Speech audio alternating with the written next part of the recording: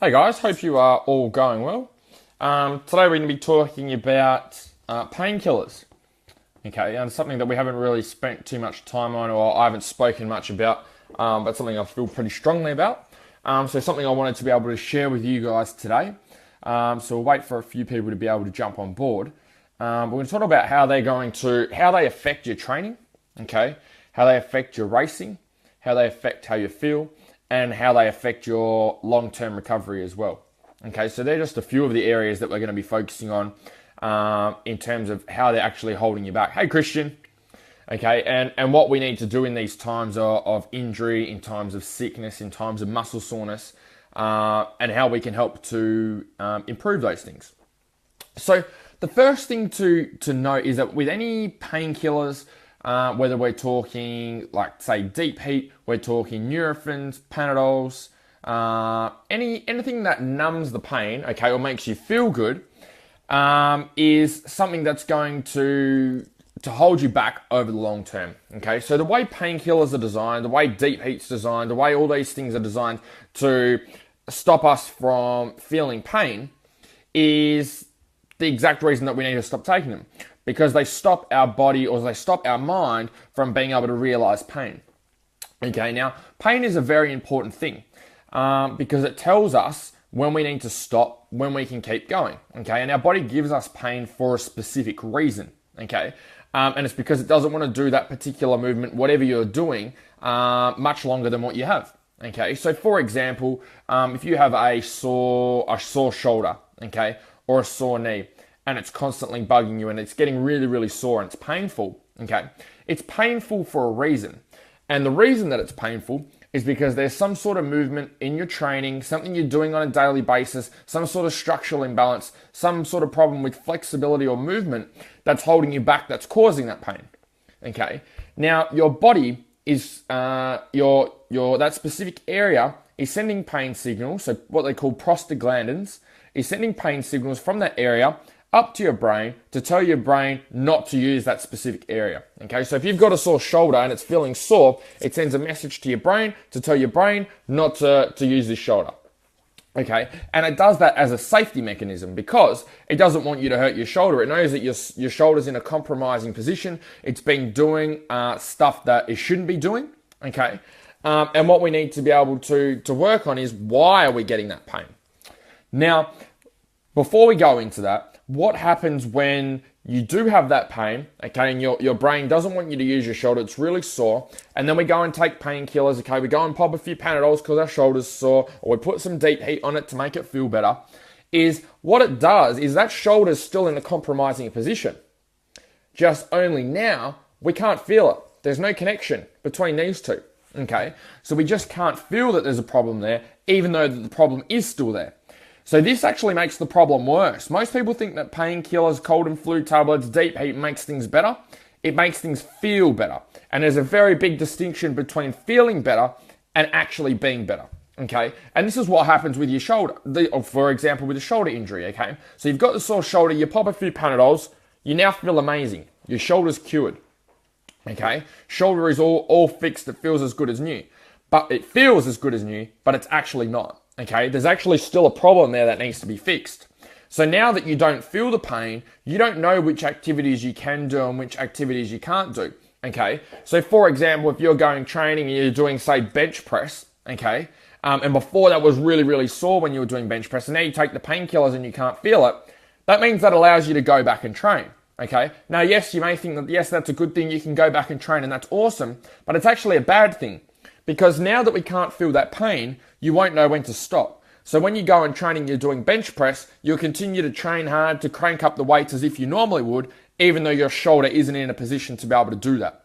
So it will feel good at the time, but over the long term, it's actually going to make it worse and make the recovery of that area a lot longer than what it's supposed to be. Okay, so now we've got someone who's going into the gym, who's going training, going riding, whatever it is, feeling amazing, but actually have underlying issues there.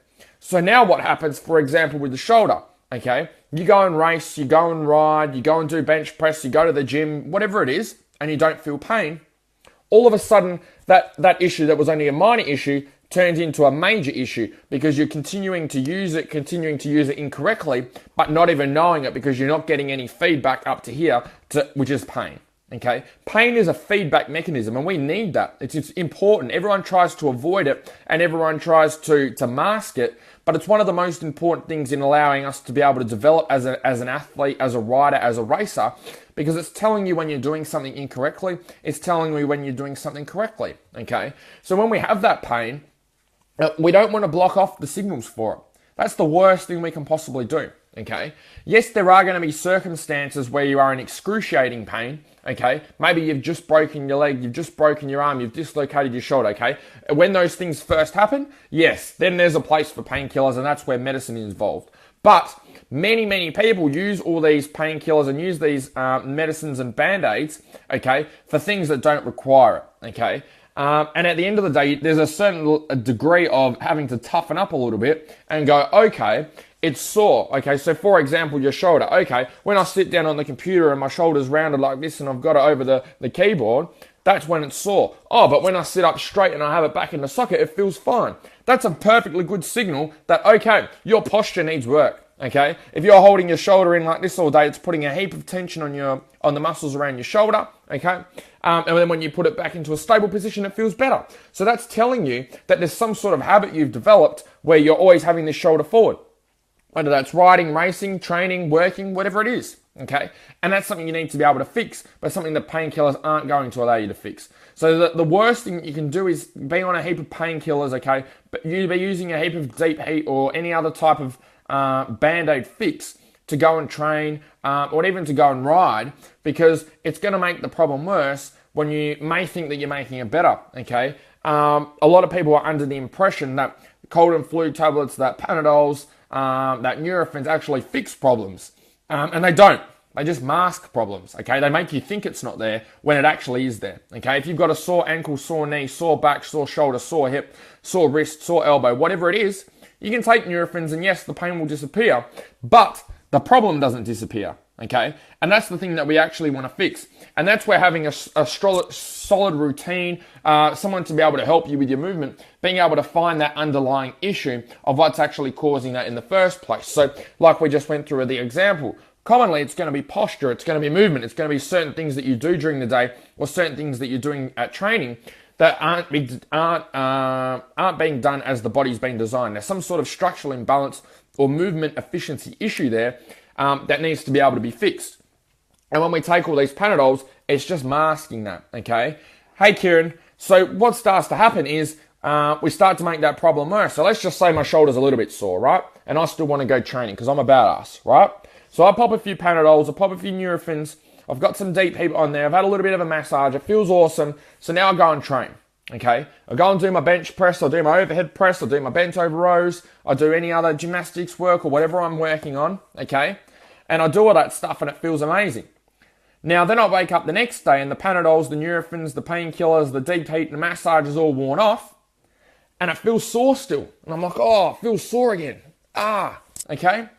And then what happens is I'm like, okay, I've got to have more Panadol, I need some more Nurophens, I didn't do enough last time, I need to have a bit more.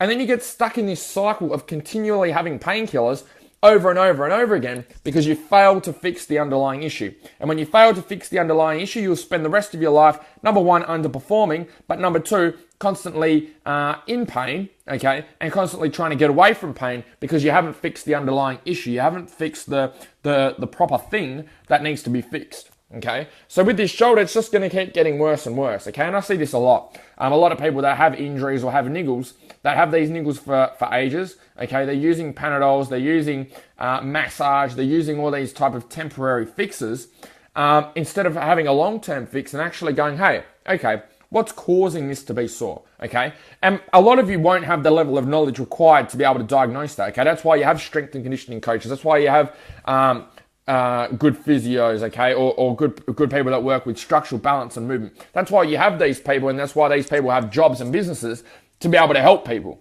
okay? But when you're having Panadols and Nurophens constantly, even they can't help you. So for example, if you came to me, right, and you have a sore knee, Okay, but you just keep taking painkillers. I can't help you if you're on painkillers because everything I get you to do is going to feel fine.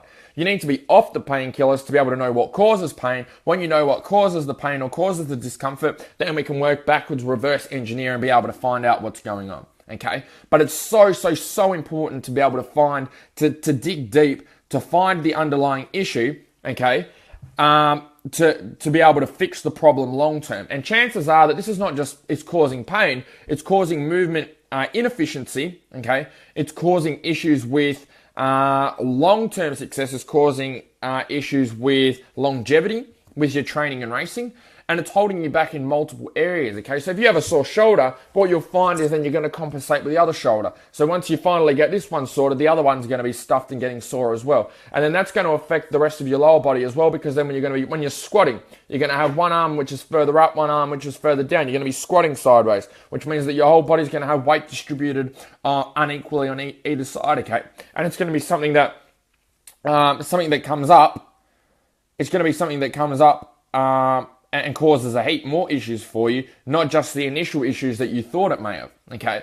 And that's why it's important to dig deep. So have a look at your training, okay? If you're masking an injury, if you're taking Panadols at the moment, if you're taking painkillers, okay? If you're taking these things that are holding you back, okay, or something that you're relying on that you can't fix, then you need to be able to get the help from someone, whether that's me, whether that's someone else that you know, a great personal trainer, a great strength and conditioning coach in your area, even an awesome physio that works with movement. Then hit them up, okay? Be able to get the help that you need. Yes, it may be a little bit more expensive than popping $10 or $15 on a box of Nurofen, but what it is going to do is give you long-term sustainability and stop the inevitable from coming, which is having a serious injury down the track, okay? A tweaked shoulder turns into a shoulder reconstruction. A tweaked knee turns into a knee reconstruction, okay? All these things develop over time, and if that's something you're continuing to fight against and resist against and not actually fit, over the long term, it's going to cause you a lot more pain than that small amount of time that you need to put aside to be able to get the right help from the start. So that's just some stuff for you guys to think about. If you found this helpful, give me a thumbs up or even comment below and let me know what you think. Otherwise, may try and get a live stream in tonight, or this afternoon. Otherwise, we'll speak to you guys tomorrow. So have a great day, and remember, train hard, race harder. See you guys.